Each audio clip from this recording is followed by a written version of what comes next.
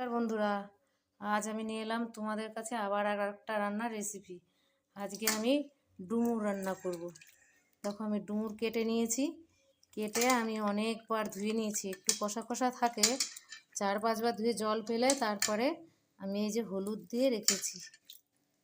এবার এই জলটা ফেলে আমি এই কুকারে দিয়ে দেবো একটা সিটি দিয়ে। কুকারে দিয়ে দিলাম, এবার জল দিয়ে দিচ্ছি, একটা সিটি হবে। ডুমুর আমার সিদ্ধ হয়ে গেছে। এবারে আর নিয়েছি আলু, আর নিয়েছি চিংড়ি মাছ দিয়ে আজকে আমি ডুমুর করব। এদিকে আমার কড়াই তেতে গেছে, আমি তেল দিয়ে দেব।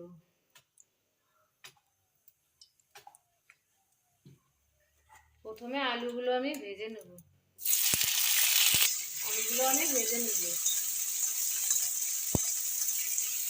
অল্প লবণ দিয়ে দেবো।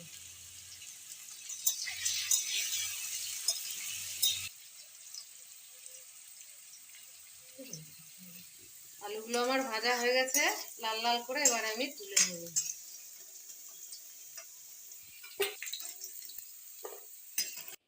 এবার আমি চিংড়িটা ভাজবো, একটু হলুদ, লবণ আর একটু হলুদ দিয়ে দিচ্ছি। ওই তেলের ভিতরে আমি চিংড়িটা দিয়ে দেবো। চিংড়িটা কিন্তু বেশি ভাজবো না, বেশি ভাজলে কড়া হয়ে গেলে চিংড়ি মাছ রাবারের মতো হয়ে যায়। ওই জন্য আমি অল্প ভেজেই নামিয়ে দিলাম। এদিকে সেই আমি তেল দিয়ে দিলাম। এবার তেলে ফোড়ন দেবো, একটা তেজপাতা, একটা শুকনো লঙ্কা আর সাদা জিরে।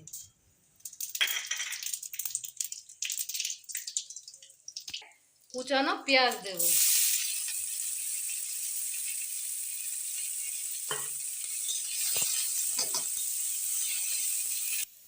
এর মধ্যে দিয়ে দেবো আমি আদা রসুন পেস্ট। আদা রসুন পেস্ট করে রেখেছি, তাই দিয়ে দিলাম 3 চামচের মতন। তারপর দেব জিরে আর কাঁচা লঙ্কা, এখানে আমি পেস্ট করেছি। তারপরে দেবো ধনিয়া আর গুঁড়ো।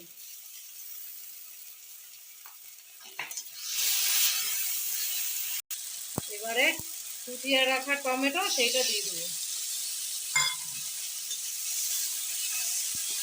আর দিয়ে দেবো হলুদ,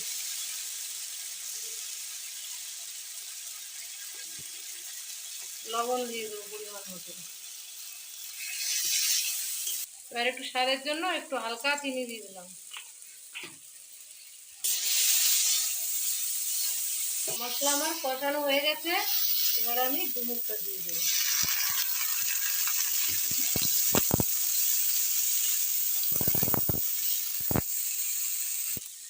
দিয়ে দেবো ভেজে রাখা আলুটা।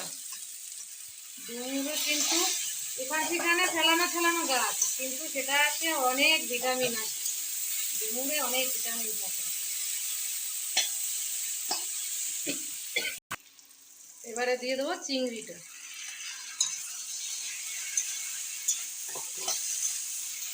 চিংড়িটা দিয়ে একটু নেড়ে চেড়ে আমি জল দিয়ে দেবো।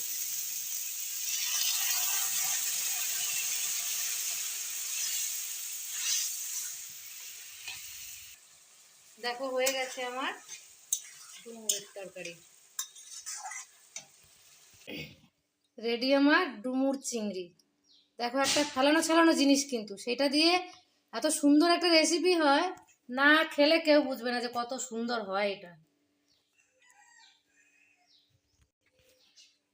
তোমরা কে কে ডুমুর খেতে ভালোবাসো বলো।